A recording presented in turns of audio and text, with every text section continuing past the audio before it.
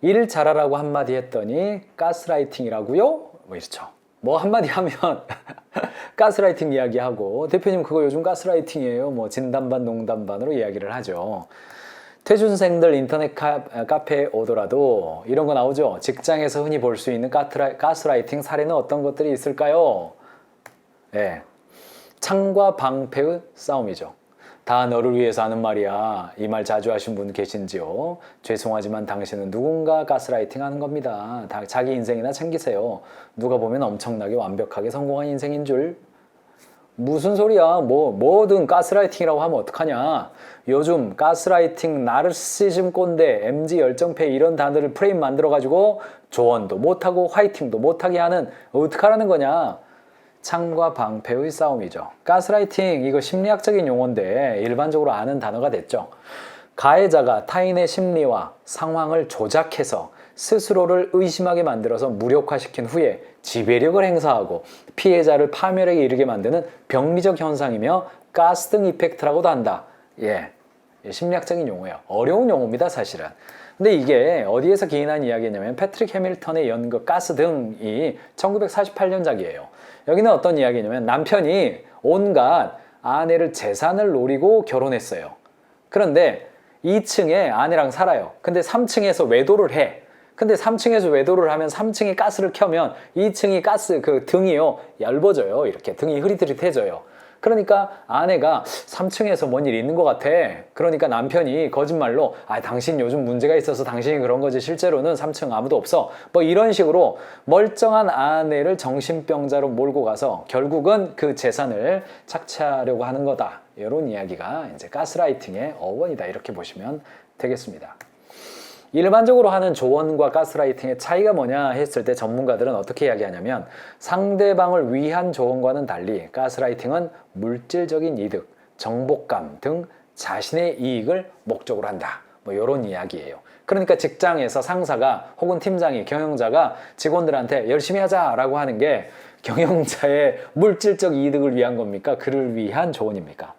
네, 그렇죠. 직장 내 가스라이팅의 유형. 그래서 잡코리아 일이 뭐가 다 많아. 내가 다 했던 일이야. 내가 언제 그렇게 하라고 했니? 우리 회사에서 너 인정해주지. 딴 데 가면 인정 못 받는다. 연봉은 중요하지 않다. 아직도 이런 거 모르냐? 내가 했으면 30분이면 끝났지. 이런 이야기들을 가스라이팅이라고 한단 말이죠. 그래서 사람들이 회사 내에서 상사나 경영자가 뭐라고 한마디 하면 가스라이팅스러운 느낌으로 받아들일 것 같아서 한마디도 못 한다는 거예요. 다른 한편으로 뭐 한마디 하면 꼰대라고 그러고 뭐 한마디 하면 갑질이라고 그러고 뭐 이런 이야기가 나오기 때문에 마땅히 조직 내에서 전수해야 될 노하우와 일하는 방식과 철학과 어떤 그 열정에 관련된 몰입에 관련 이런 거 요청할 수 있죠. 당연히 원팀으로 일을 하는데 요청할 수 있죠. 우리 한번 해보자. 으쌰으쌰 한번 해보자. 요청할 수 있죠. 그런데 왜 안 돼요 이게? 꼰대 이야기 한번 해보죠. 이른바 나이가 많다고 해서 꼰대냐? 그렇지 않습니다. 지금의 세대들을 보면 이미 우리가 다세대라고 하니까 좀 있겠네. 멀티세대죠. 50대, 40대, 30대, 20대가 함께 있는 사무실을 경험하고 있습니다. 우리는 다 섞여 있어요. 그리고 플러스 마이너스 10살, 20살을 감당해야 되는 사회를 살고 있습니다. 인구 통계학적으로 그렇게 바뀌어 있어요. 그러다 보니까 나이가 많다고 해서 꼰대가 아니에요. 지금 보세요. 2030 세대에 열광받고 있는 유튜브 채널 밀라노나를 운영하는 장미숙 씨. 열심히 사는 거죠. 뭐 한번 태어났으니까. 순댓국집 운영하다가 60대 모델 데뷔해가지고 활약하고 있는 김칠두 시니어 모델. 이런 사람들은요. 2030들의 열광을 받습니다. 자, 대표적인 누굽니까? 네, 그렇죠. 지그재그 모델을 하는 거예요. 지그재그 모델을 하는 겁니다. 이분은 사실은 뭐 미나리 영화에서 미국에서 이제 상도 받고 돌아왔죠. 그래서 와, 되게 멋있는 언니예요, 언니. 이분 나이가 윤여정 이 배우의 나이가 벌써 70대잖아요. 든든한 언니가 하는 말 같아 홀린다 이런 거죠. 광고 진짜 멋있다. 젊은 모델들만 쓰는 타 쇼핑 사이트와 차별성 있게 만든 옷 오히려 더 멋있다. 지그재그 카카오 계열이잖아요. 이런 것들을 2030 열광해요. 나이 많으니까 꼰대다. 그렇지 않습니다. 안 그래요. 자, 막말미 할머니 어때요? 내가 젊은 친구들한테 배우는 입장이지 하면서 하니까 이분의 매력이라고 하는 것은 전통적인 매력과 전혀 다른 방향으로 젊은 사람들이 가까이 하고 싶고 같이 지내고 싶고 친해지고 싶고 이런 컨셉으로 온단 말이죠. MZ세대가 원하는 좋은 어른 이렇게 했단 말이죠. 보면 자 2019년 이야기입니다만 지금까지도 예능계에서 원탑을 찍고 있는 사람이 누굽니까? 나이 52세의 유재석 아닙니까? 47%입니다. 예능 방송인 1위로 뽑는 것이 윤우님이라고 부르죠. 윤우님이에요. 이렇게 부릅니다. 게다가 여기에 나와 있는 뭐 지석진이라든가 공유라든가 여기 뭐 조세호라든가 이 사람들 나이 몇 살입니까? 다 40대 50대예요. 이런 사람들이 여전히 방송하는 시대에 감사하다. 항상 행복만 주는 사람들이다. 이런 이야기예요. 여기 나와 있는 예능인들 탑10을 보더라도 나이가 어떻습니까? 40대 50대가 많잖아요. 그러니까 핵심이 뭐냐면 나이가 많은 사람이 나이가 적은 사람에 대해서 말을 할 수 있냐 없느냐 이게 핵심이 아니라 좋아하는 어른으로 존재하는 거예요. 루키 아재로 존재하는 거예요. 우리 아재 중에 한 명, 정태영, 인싸죠, 인싸. 현대카드 정태영 인스타를 보면 수많은 20, 30대의 사람들이 존경합니다 뭐 이러면서 따라오는 거예요. 그리고 혁신적인 아이디어를 많이 이야기하고 보세요. 인싸잖아요. 좋아한다는 겁니다. 좋아해요. 홍진경, 엄마들이죠. 뭐 대표적으로 뭐 유튜브 채널 운영하면서 공부왕 찐천재 홍진경 유튜브 채널 아실 겁니다. 여기서 뭐예요? 계속해서 몽골에 가서 배우고, 말레이시아 가서 배우고, 국내에 나와서 배우고, 딸이랑 이야기하는 거 공개하고 뭡니까? 진짜 존경스럽다. 저렇게 열심히 살면서 남에게 다 파주고 주부이며 엄마며 대표며 방송인이며 김치회사 직접 운영하죠. 매출이 수백억입니다. 언니 진짜 멋져요. 이렇게 되는 거예요. 20대들이 좋아하는 겁니다. 가까이 있고 싶고 홍진경이 한마디 하면 나 그 말 듣고 싶고 한마디 듣고 싶고 그러는 거예요. 슈카월드의 슈카 선생님.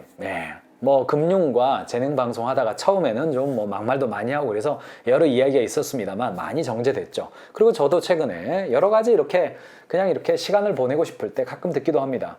솔직히 잡학다식 정보 채널은 슈카님이 넘사벽임. 가볍고 재미있게 이야기하는 것 같지만 훨씬 정확한 정보를 전달해준다. 성지순례 받고 갑니다. 이런 이야기를 하는 거죠. 여기서 이제 여러 가지 이야기를 하게 되는 거죠. 금융권 출신이지만은 온갖 다양한 이야기들을 이야기하는 거예요. 제가 이야기하고 싶은 핵심이 뭡니까? 다 가스라이팅이라고 말 안 한다는 겁니다. 조언을 받아들이고 기꺼이 배우고 가까이 하고 싶고 하는 그런 미들급, 시니어급 다 존재하는 거예요.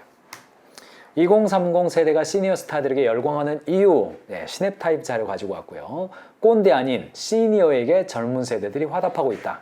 시니어 스타들은 젊은 세대들이 주로 이용하는 인스타그램, 유튜브 등의 채널을 활용해서 젊은 세대들과 수평적인 관계를 구축한다. 이 과정에서 젊은 세대는 실버 세대와 서로의 문화를 공유하고 배워가며 새로운 사회에서 함께 성장하는 느낌을 받는다고 한다.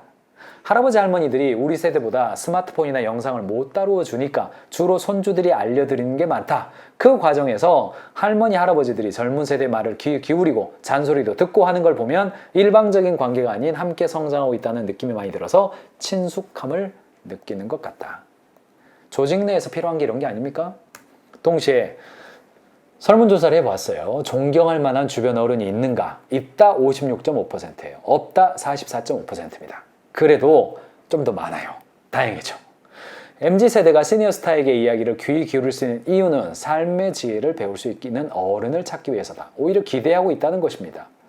세대 격차가 심하다는 비판이 무색할 만큼 청년들은 시니어스타의 이야기에 공감하고 있다. 기존의 인식과 달리 청년들은 기성세대와 소통을 차단하지 않았으며 진정한 어른과의 만남을 원하고 있다. 시니어스타가 보여주는 연륜이 MZ세대에게 진짜 어른을 찾고자 하는 욕구를 충족시켰다라고 볼 수 있다. 이렇게 분석했습니다. 트렌드 모니터 2020년 조사를 보더라도 요즘은 나이보다 마음가짐이 더 중요한 시대이다 라고 인식을 했어요. 그러니까 1200명한테 조사한 거 아닙니까? 나이가 중요한 것이 아니라 그 사람이 가지고 있는 삶을 대하는 태도가 훨씬 중요하다라는 겁니다. 나이에 대한 인식이 이전보다는 달라질 필요가 있다도 89.7%예요. 한국 사회에는 나이에 대한 선입견이 여전히 강한 사회다. 여전히 높아요. 그러니까 나이가 중요한 것이 아니라 삶에 대한 태도가 중요하다라는 겁니다. 그리고 믿고 존경할 만한 어른의 자질을 물어봤더니 상대방을 존중하는 태도였다. 60.5%입니다. 그 다음이 이해심, 배려심, 경청, 지혜 이런 순서대로 나아갑니다. 그러니까 조직 내에서 구성원들에게 조언하고 열정을 이끌어내고 리더십을 발휘하고 하는 데 있어서 굉장히 중요한 게 무엇인지를 알 수가 있는 대목이죠. 잡코리아도 비슷한 조사를 했는데 MZ 직장인이 꼽은 이상적인 직장 상사가 뭐냐? 예, 잔소리 해달래요. 피드백이 명확한 상사래요. 잔소리 해달래요. 솔선수범 해달래요. 실무 능력 좋대요. 동기부여 잘해달래요. 공정하게 해달래요. 여기 보세요. 피드백이 정확한 상사 이거예요. 아니 내가 피드백 해주면 가스라이팅이라고 얘기할 거면서 피드백은 해달래. 예, 그래서 이 이야기가 나온 겁니다. 레디컬 캔도어 이야기가 그래서 나오는 거예요. 태도나 인격이나 자질에 대해서 그렇게 이야기하지 말고 일 자체에 대해서 이야기하자라는 거죠. 레디컬 캔도어 실리콘밸리의 팀장들이라는 이름으로 번역이 돼 있고 여기에는 이런 하나의 표가 나옵니다. 완전한 솔직함이 여기에 있죠. 그래서 우리가 보면 불쾌한 공격하면 안 돼요. 직접적 대립은 이때 개인적 케어는 안 해주는 거죠. 예, 안 해요. 그런데 개인적 케어는 하되 직접적 대립을 안 해요. 그러니까 업무적으로 명확하게 알려주는 걸 안 해요. 이게 사실은 더 문제입니다. 파괴적 공감이에요. 우리나라에서는요 이미 직장 내 따돌림 금지법도 있고 직장 내 뭐 금지법 많아요. 그러니까 불쾌한 공격하는 사람 거의 없어요. 정없는 꼰대가 되는 거죠? 없어요. 그러나 이건 많아요. 제가 현장 가보면 파괴적 공감이에요. 가급적 직장에서 갈등이나 심리적 불편함을 피하려기 위해서 상대의 기분을 좋게 하기 위해서 그냥 듣기 좋은 말만 하는 거죠. 그냥 좋은 게 좋은 거야. 넘어가는 거예요. 이게 이제 팀장으로서 경계해야 될 지점 아닙니까? 그래서 결과적으로는 어디로 와요? 알려줄 건 알려주고 케어할 건 케어하자는 거예요. 그게 괴롭히려는 것이 아니라 분명하게 메시지를 전달하기 위해서 완전하게 솔직한 칭찬과 지적을 함께 해주는 거예요. 쓴소리를 아끼지 않으면서도 팀원의 성장에 도움을 줘서 신뢰를 형성하고 팀원과 팀을 최고의 기량으로 이끄는 이상적인 리더인 겁니다.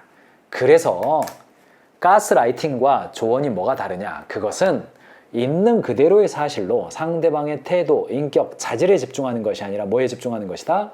업무 자체에 집중하는 것이다. 이걸 보는 겁니다. 이것과 관련돼서 책이 한 권 있습니다. 원래 탤런트 코드라는 책이 있고요. 1만 시간의 법칙을 좀 더 깊게 이야기한 책이기도 합니다. 탤런트 코드는요. 인간은 무한한 잠재력이 있다. 그 가능성을 깨워주는 것은 옆에 있는 파트너다. 그래서 그 가능성을 자각하고 연습하도록 만들어주는 것이 리더가 해줘야 될 일이다. 이런 이야기입니다. 일반적으로 1만 시간이라고 하는 것이 교조적으로 어떤 일에서든지 간에 10,000시간 하면 되는 거냐? 아이고 그런 식으로 쳤으면 택시 운전 하루에 12시간씩 3년만 하면 베테랑이 돼 있겠네요? 그런 식으로 치면 학교 선생님 하루에 10시간씩 한 4년 하면 베테랑 되겠네요? 안 그러잖아요. 핵심이 뭐냐면 1만 시간을 하더라도 그 1만 시간을 제대로 훈련받는 거예요. 그 제대로 훈련받는 것을 우리는 스위트 스팟이라고 부릅니다. 스위트 스팟이죠. 이렇게 야구할 때 딱 그 스위트 스팟을 맞아야 홈런이 되죠. 골프 칠 때도 딱 거기를 맞아야 되는 거고 축구할 때도요. 발등에 공이 제대로 딱 얹혀야 그 에너지가 100% 공에게 전달돼서 초강력 슛으로 탁 날아가게 되는 거죠. 네, 손흥민의 무회전 슛 이런 게 나오는 거예요. 그래서 스위트 스팟이라고 하는 것은 각 개인마다 다른데 연습하고 실수하고 연습하고 실수하고 연습하고 실수하고 그래서 뭔가가 캐치가 돼서 실력으로 올라가는 거예요. 그래서 도달해야 될 어떤 목표가 있으면 그 개인과 본인 간의 갭이 있잖아요. 나는 수학 점수 100점을 맞고 싶은데 항상 80점 맞아. 맨날 틀리는 게 있어요. 그 틀리는 것을 제대로 연습하는 것이 스위트 스팟입니다. 우리가 난관에 부딪힐 때마다 그것을 극복하면서 더 많은 자극을 받을수록 골조는 더 커집니다. 골조가 커질수록 학습 속도는 한층 빨라집니다. 이 골조가 우리 두뇌 연구하는 사람들이 말한 미엘린이죠.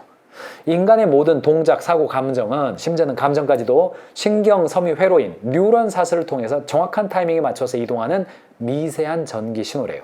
미엘린은 그러한 신경 섬유를 감싸고 있는 절연 물질로서 신호의 강도, 속도, 정확도를 증가시킨대요.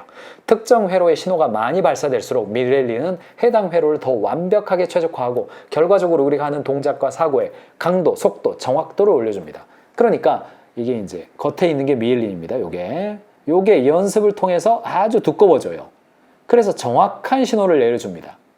그래서 야구 선수가 공을 던질 때 커브를 던져야 된단 말이죠. 근데 이 미엘린의 겹이 한 겹, 두 겹일 때는 됐다 안 됐다 해요. 그런데 이게 두꺼워졌어요. 두꺼워져가지고 손의 동작을 정확하게 구현해낼 수 있는 거죠. 손끝의 감정도 정확하게 구현해 줄 수 있어서 커브를 던질 때 정확하게 던지는 거예요. 그냥 던져도 정확한 그 동작이 나오도록 만드는 거, 그게 뭐의 효과다? 미엘린의 효과라는 겁니다. 신호가 나아가는 길에 절연체가 두껍게 쌓여 있어서 습관적으로 하더라도 정확한 그 동작이 나오는 거예요. 디자이너가 디자인을 할 때도 그게 나오는 것이고, 영업사원이 영업 멘트를 할 때도 정확하게 그 동작이 나오게 되는 거죠. 미엘린의 심층 연습은 정확하고 구체적인 신호가 중요해요. 정확한 동작이 중요해요. 보편적으로 작동합니다. 감기만 할 뿐 풀리질 않아요. 즉 습관이 잘 바뀌지 않는다는 뜻입니다. 나이에 따라서 미엘린의 활성화가 다른데요. 젊었을 때는 이게 활성화에 되는 속도가 빨라요. 근데 나이가 먹을수록 잘 안 감긴대요, 이게. 그러니까 가능한 나의 인생에서 오늘이 가장 젊은 날이잖아요. 그래서 지금 하시는 게 좋습니다. 뭔가 배울 때. 그래서 심층 연습이 필요한데, 조직 내에서 어떤 일을 할 때 영업, 물류, 생산, 기획, 디자인, 개발 모든 영역에 있어서 심층 연습의 구간이 있잖아요. 그리고 그 구간으로 들어가면 미엘린의 활성화를 위해서 조언하고 가르치고 디렉션 해야 될 게 있잖아요. 그게 무슨 가스라이팅입니까? 일을 가르치는 거죠. 그래서 가르치는 순서 전체를 보여주고 덩어리를 분해하고 속도를 낮추어서 구체적으로 하게 만들어주는 거예요. 이거 군대 가시면 유격 훈련장 가면 조교가 한번 쫙 멋있게 보여주죠. 그러면 뭐예요? 부분 동작 보여주죠. 그리고 부분 동작 따라가게 하고 전체적으로 하게 하죠. 정확하게 그 연습 훈련을 따라가고 있는 겁니다. 그 리더를 우리는 마스터 코치라고 부릅니다. 존 우든 농구 코치, 무려 고등학교 농구팀을 전미 우승으로 12번이나 이끌었던 사람이죠. 빠르고 대단한 발전을 추구하지 말아라. 날마다 조금씩 나아지려고 노력해라. 그것이 실력을 습득하는 유일한 길이다 라는 겁니다. 심층 연습의 중요성을 강조한 그런 지점이에요.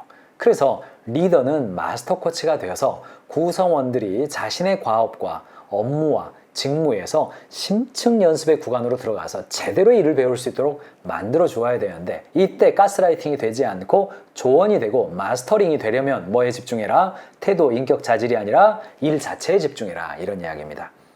마스터 코치가 해야 될 역할은 세 가지입니다. 첫 번째, 방대한 지식을 바탕으로 해야 돼요. 내가 알아야 되는 겁니다. 두 번째, 학생의 노력을 파악한, 직원의 노력을 파악한다는 이야기죠. 그리고 정확한 디렉션을 보여야 하는 겁니다. 너 농구 지금 패스해야 될 타이밍을 너 잘 못 잡았어. 그 타이밍에는 너 패스해 라고 정확하게 이야기해 주는 겁니다. 그래서 사랑하는 경영자 여러분, 사랑하는 팀장 여러분, 구성원들이 약간 가스라이팅 하는 거 아니에요? 라는 느낌으로 지금 나를 보고 있다. 그러면 요 네 가지를 기억하시기 바랍니다. 마스터 코치의 스킬 네 가지예요. 1번, 진심으로 연극해라예요. 학생의 전설을 읽는 연기자이자 점화를 유지시키는 진심 어린 연극, 점화라고 하는 게 동기부여 의미예요. 회로를 작동시키는 강화하는 연기를 해주는 겁니다. 그 사람 눈높이에 맞춰서 와 이거 너무 좋다, 잘했다, 우와 그럴 수가 있어, 야 이렇게 들어봐, 이렇게 연기하는 느낌을 강조해라, 이란 이야기예요. 탁월한 코치들은요 이 모션으로 에너지를 전달합니다. GPS 장치가 있는가? GPS 장치처럼 거절하면 큰일 나는 느낌이 있어요. 정확한 두앤돈트를 제시합니다. 오케이, 잘했어, 좋아, 자 다음 단계 한번 가보자, 요 이야기를 하는 거예요. GPS가 있는 겁니다. 다음에선 우회전, 다음에선 좌회전 보여주는 거예요. 확신부여죠. 자, 세 번째, 기자처럼 수집해요. 자, 이거 경영자들이 잘 하기 어려운 겁니다. 왜 우리가 마스터 코칭이 잘 안 되냐? 기자처럼 수집하지를 않아요. 직원들을 그대로 관찰하지 않습니다. 정확하게 딱 집어주지를 못하는 거예요. 그러니까 듣기 싫어하죠. 학생에 따라 다르게 대하는 공평함, 출발점의 상태를 진단하는 것, 배경과 회로에 대한 변화를 민감하게 수집하는 겁니다. 기자 수집하잖아요. 증거를 수집해서 내가 결국은 기사를 쓰잖아요. 그거 중요합니다. 그리고 마지막으로 지식 매트릭스를 작동시키는 겁니다. 샘 티엔이라고 하는 발성 코치가 있는데, 그 사람은요 누군가 저 문으로 들어오면 20초면 그 사람이 어느 정도 수준인지를 완벽하게 파악할 수 있어요. 이런 이야기를 한다고 그래요. 마스터 코치들의 특징이 뭐냐면요, 척 보면 아는 수준까지 가는 거죠. 방대하고 구체적인 지식의 원천과 체계로 활용합니다. 전문 지식과 전략, 경험, 노련함의 혼합체가 작동하는 거예요. 그래서 사내에서 직원들에게 업무를 가르치고 직원들의 실력을 올린다. 그럼 네 가지의 마스터 코치의 도구를 생각하시면 돼요. 연극하는 거, GPS 장치, 기자처럼 수집하는 거, 지식 매트릭스 작동해가지고 쭉 지식 매트릭스 이렇게 쭉 보셔가지고 딱 짚어주는 겁니다. 이번 주 일주일 동안에는 이거 진짜 집중해봐. 그러면 네 실력 올라갈 거야. 딱 얘기할 수 있는 겁니다. 단 어떤 그 배움의 영역이라고 하는 것은요, 코칭 부재의 코칭의 영역도 있고 과잉 개입의 코칭도 있어요. 크게 보면 우리의 업무는요, 양쪽의 중간 정도 될 겁니다. 일단 과잉 개입의 캐치는 뭐예요? 정확성 회로가 굉장히 중요한 거예요. 악기 연주, 골프, 체조 이런 건 어때요? 이상적인 동작의 기본 요소를 반복적으로 만들어서 탄탄한 테크닉을 구현하는 거예요. 야, 너 그거 그만해. 이거 해, 이거 200번 하기 전까지 다음번 하지도 마. 이런 방식이 과잉 개입의 코칭입니다. 자, 직장에서 어떤 부분이 이래요? 네, 연구개발 파트, 생산 공정, 품질, 혹은 이 디자인 업무의 어떤 부분, 기획의 부분, 리서치, 보고서를 작성하는 이런 데는 약간 과잉 개입의 코칭의 영역이 좀 작동하는 부분입니다. 반대로 유연성 회로가 활성화돼야 되는 부분도 있어요. 그건 뭐예요? 코칭 부재의 코칭이에요. 축구, 글쓰기, 코미디 이런 건 어때요? 야, 한번 해봐. 일단 한번 해봐. 그리고 야, 이리 와봐. 이거는 이런 게 어떤데? 이런 건데 어떻게 해? 꽁트도 그렇죠. 꽁트 한번 짜와봐. 발표해봐. 아, 그래? 이 대부분은 이렇게 하는 게 더 좋을 것 같은데? 다시 한번 해봐. 또 그러면 이런 게 좋을 것 같은데? 코칭 부재 같은 느낌이 들 때가 있어요. 축구도 어때요? 공 주고 마음껏 놀아. 먼저 해보고, 야, 다음엔 이것 좀만 해보자. 예. 드리블을 완벽하게 하기 전까지 패스하지 말아라. 그런 거 없습니다. 축구에서는요, 드리블도 배우면서 패스도 배우고 슈팅도 배우고 같이 배우면서 이렇게 함께 올라가는 그런 구조예요. 회사에서는 어떤 게 이런 거예요? 네, 영업이 대표적으로. 영업은 뭐 1년 동안 영업 제대로 배우기 전까지 영업 나가지 마. 그런 거 없어요. 가서 해봐. 야, 근데 고객을 만날 때 이렇게 하는 게 좋아. 뭐 이런 측면들이 있죠. 그런 것들이 코칭 부재 코칭에 해당된다. 마케팅이다. 이런 것도 약간 코칭 부재 코칭인데 해당이 되죠. 그래서 궁극적으로는요, 학생 스스로가 자신의 코치가 되는 것이 가장 중요한 것이다.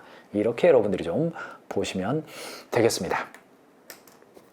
만약에 여러분들이 골프를 배우고 있는데 어느 날 박세리 선수가 나를 찾아와서 이리 와보세요. 제가 골프 가르쳐 드릴게요. 하면 이거는 반가운 일입니까? 어떻습니까?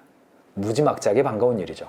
또 골프를 치러 갔어요. 내가 샷을 날렸는데 박세리 선수가 가까이 와서 이거 어깨가 올라갔으니까 틀어졌으니까 바로 잡으시고요. 손목이 너무 꺾였어요. 펴시고요. 엉덩이 너무 빠졌으니까 넣으시고요. 다시 해보세요. 잠깐만 거기 멈춰보세요. 요 타이밍에선 요 동작이 나와야 돼요. 라고 과잉 개입해서 이야기해줘요. 자, 이거 마이크로 매니지먼트입니까? 친절한 마스터 코칭입니까? 그렇죠. 마스터 코칭이죠. 친절한 마스터 코칭이죠. 그런데 만약에 여러분들이 주말에 가족들과 함께 집에서 아주 행복한 시간을 보내고 있어요. 아내와 혹은 남편과 자녀와 좋은 대화를 나누고 있어요. 오랜만에 아버지 어머니도 오셔가지고 정말 즐거운 시간을 갖고 있어요. 그런데 박세리 선수에게 전화가 왔습니다. 김 대표님 잠깐 나오시면요. 제가 지나가던 길인데 지금 나오시면 제가 마스터 코치 해드릴 거예요. 자, 나가야 됩니까? 말아야 됩니까? 나가야 됩니까? 말아야 됩니까? 네. 나가면 안 되죠. 저 그럼 지금 안 되는데요. 이럴 겁니다. 자, 생각해 보세요. 경영자는 직원에 대해서 대부분의 업무에 있어서 전문성이 있습니다. 지식도 있고 경험도 있죠. 그래서 많은 업무를 마스터 코칭 해줄 수 있는 입장에 있습니다. 그런 역할도 충분히 해낼 수도 있죠. 스킬도 있죠. 그런데 직원들이 한참 바쁘고 자기가 우선순위 일을 하고 있는데 잠깐 이리 와봐라 하고 1시간, 2시간 잡아놓고 내가 너를 위해서 알려줄게. 그러면 그것을 기꺼이 직원들 입장에서 마스터 코칭이라고 받아들일까요? 아니면 마이크로 매니지먼트, 좀 세게 말하면 가스라이팅 이렇게 받아들일까요? 네, 그거는요, 상대방의 선택권을 얼마나 존중했느냐의 여부에 달려 있습니다. 그래서 시간을 잡을 때에도 뭔가 마스터링을 해줄 때 시간을 잡을 때에도 다음 주 중에 나랑 만날 수 있는 시간이 내 시간은 이때가 괜찮은데 당신은 언제 시간 돼요? 시간 한번 잡아주세요. 그때 내가 이 부분에서 전수해 드릴게요. 나도 준비할 테니까 준비해 주세요. 때로는 이런 이야기 나 듣고 싶은데 언제 가능해요? 내일이요? 내일 오전 중에서 오전은 좀 어렵고 나 오후가 괜찮은데 언제 괜찮으세요? 오후요? 오케이. 오후에 그러면 그 이야기 나한테 해주세요. 상대의 시간과 장소와 우선순위의 선택권을 존중해주면서 함께 대화하는 거. 이거 마스터링에 있어서 굉장히 중요한 요소인 것을 제가 현장을 통해서 많이 경험하고 있습니다. 저도 그래서 저희 동료들과 대화하고 이야기를 할 때에 가능한 상대의 선택권을 존중해 주려고 굉장히 노력을 하죠.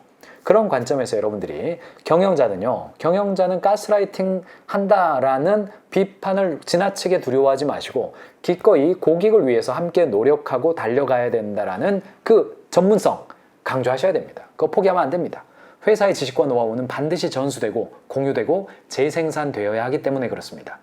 가스라이팅이라는 개념이 너무 확장되어서 조직 내에서 실력과 지식을 전수하는 것이 제약돼 버린다면 결국은 가장 큰 피해자는 제대로 배우지 못하는 젊은 세대의 직원일 수밖에 없는 것입니다. 그러므로 지나치게 위축되지 마시고 전수하시기 바랍니다. 단, 태도, 인격, 자질 이런 이야기 하시지 마시고 일 자체, 우리 일하기 위해서 모였으니까 일 자체에 대한 이야기 함으로써 실력을 올려가는 관점을 가지시고 사내에서 마스터 코칭이라는 개념을 확장해 가시면 좋겠습니다.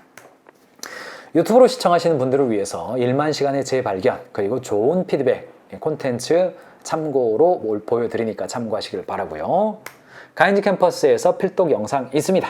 실리콘밸리의 팀장들 아까 소개해드렸던 레디컬 캔도어 이 책을 저희가 핵심 서머리해드린 강의 파일이 있습니다. 클립이 있고 파일 목록이 있고 추천 영상까지 있습니다. 참고하셔서 여러분들 공부하시기 바랍니다. 사이트를 한번 보여드리겠습니다. 자, 이렇게 클릭하시면 이 사이트가 아직 익숙하지 않으신 분은 관심을 가지시고 경영자를 위한 영상 자료 무제한 구독 서비스인 가인지 캠퍼스를 보시기 바랍니다. 인재마저 사로잡은 그들의 유독한 지독한 솔직함 실리콘밸리의 팀장들에 대해서 이야기를 해보려고 합니다. 제목을 보면 좀 이렇게 돼 있고요. 파일 목록 오른쪽에 실리콘밸리의 있습니다. 팀장들 영어 원제는요 레디컬 캔도르입니다. 추천 영상까지 오른쪽에 있으니까 참고하셔서 이 사이트를 보고 계신 회원분이시라면 참고하셔서 여러분들이 제대로 배워 가시기를 바랍니다. 자, 이번 주에는요 이벤트가 하나 있습니다. 경영 1타 전문가 8월 20일까지 경영 1타 전문가 영상이 올라와 있고 여러분들의 경영의 실력을 올려드리기 위해서 5대 과목을 안내해 드렸는데요. 자, 20일까지 이벤트가 2개가 있습니다. 첫 번째 이렇게 쭉 보시면서요 강사님을 보시면서 클래스에 댓글 달게 되어 있잖아요. 댓글에다가 후기를 남겨주시면 추첨을 통해서 3분씩 강사님당 3분씩입니다. 3분씩 선정해서 1:1 코칭권을 드리도록 하겠습니다. 강사님들이 오픈해 주셨어요. 그래서 이분이랑 내가 꼭 1:1 코칭을 좀 받아야겠다 하시는 분들은 댓글 남겨주시기 바랍니다. 두 번째, 세무노무 회계 법률 지식재산 5개 클래스에 대해서 좋아요를 눌러주시면 30명을 선정해서 가인지 굿즈를 선물로 드리겠습니다. 좋아요 여기 있죠. 요거 눌러주시면 30명 선정해서 가인지 굿즈, 우리 노트, 볼펜, 스티커 요거 있습니다. 요거가 지금 3차 주문인데 9월 초에 배송은 일괄적으로 됩니다. 요때 온다 생각하시고 좋아요 많이 눌러주시고 다른 분들도 즐길 수 있도록 그렇게 해주시면 되겠습니다. 가인지 캠퍼스에서 이벤트입니다. 여러분들 많이 참여해 주시면 되겠습니다. 내일은 광복절입니다. 내일은 광복절인데 저는 광고 영상이 있군요. 광고 영상 잠깐 보고 돌아오시죠. 직원만 딸랑 던져놓고 그 다음날부터 인수인계도 없이 갑자기 안 나오는 직원이 있는데요. 이런 직원한테 출근을 독려하거나 출근해서 또 인수인계를 하고 퇴사하도록 할 수 있는 방법이 없는지 많이 질문을 하십니다. 인수인계도 없이 갑작스럽게 사직함으로 해서 회사에 손해를 끼친 경우에는 근로자는 회사에 그 손해를 배상해야 하는 책임이 따르게 됩니다. 그 근로자가 제출한 사직원에 대해서 추리 절차, 즉 결제 절차를 보류하도록 합니다. 자, 두 번째, 문제 근로자에 대해서 무단 결근에 따른 무급처리, 징계해고와 같은 인사상 불이익 및 민사상 손해배상 책임 등 여러 가지 불이익을 입을 수 있다는 점을 휴대폰 문자나 카톡, 내용 증명 등으로 알리도록 합니다. 세 번째, 사직원에 대해 수리 절차를 보류하더라도 늦어도 사직원을 제출한 날에 속한 다다음 달 1일에는 퇴직 처리를 하도록 합니다. 노사 관계가 노사 문제가 되지 않도록 하는 공인노무사님의 법률적인 문제, 헤어지는 단계에서 직원들은 직원들도 노동 관련 법률을 많이 알고 있는 그런 상태고 도움을 받는 기관도 많이 생겼습니다. 근데 경영자는 오히려 그걸 몰라가지고 과잉으로 뭔가 이렇게 좀 힘들어지는 경우도 좀 생기는 경우를 봅니다. 노무 관련된 영상 꼭 보시기를 바라겠습니다. 내일은 광복절인데 저는 일본에 있습니다. 광복절에 일본에 있습니다. 그래서 일본에 있고요. 그 다음에 수요일 날 아침에는 제가 일본에서 영상을 찍어서 보내드리려고 준비하고 있습니다. 그래서 그날이 날인 만큼 친일이냐 반일이냐 문제는 경제입니다 해서 한국과 일본의 경제 교류가 코로나 이후에 어떻게 되어지고 있고 또 언더백 기업의 경영자들이 경제를 교류하는 데 있어서 수출 혹은 수입 혹은 여기 라쿠텐도 많이 진출하신 분 계세요. 상호 간의 경제 교류, 경영의 교류가 어떻게 되는지에 포커스를 맞춰서 내일은 모레는 안내해 드리도록 하겠습니다. 가인지 TV를 구독하시면 매일 새로운 경영 인사이트를 시청하실 수 있습니다. 여러분 회사에 가인지 캠퍼스를 도입하시면 전 직원과 함께 영상 강의와 파일 다운로드로 실력을 올려가실 수 있습니다. 비즈니스는 사랑입니다.